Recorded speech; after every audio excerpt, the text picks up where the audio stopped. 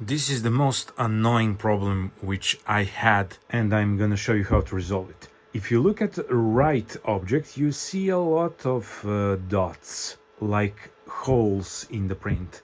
If we look closer, we can conclude that it is not a random seam placement, because the random seam placement is usually popping out and you have a bulge, and this is just a hole, and this is a seam on this object.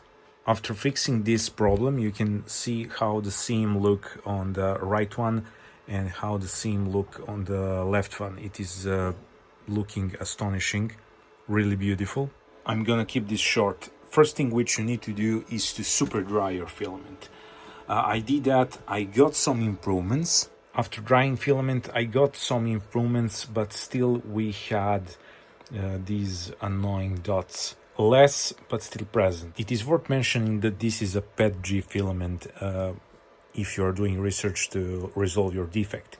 So what I did and what it resolved the problem, on majority on your printers, the retraction default for PETG is 2 millimeters, and that is causing the problem. When I reduce the retraction to 0.8 or 1 millimeter, you should do research for your printer because it can vary. But I halved the retraction distance by 1 mil, so from 2 I went to 1, and in the end to 0.8, and you can see the print looks perfect. Literally there is 0 dots. I didn't see any.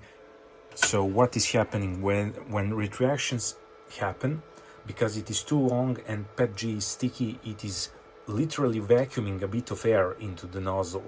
And for these relatively small print objects, it is causing for air to pop, and there is a distinguishable sound which you can hear during printing, pop, from time to time. And when the air pops from that sticky gooey PETG, it is leaving those dots and making other defects on your print, like something you can see here.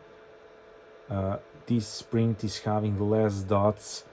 There are some here and there less visible, but we have some outer wall defects.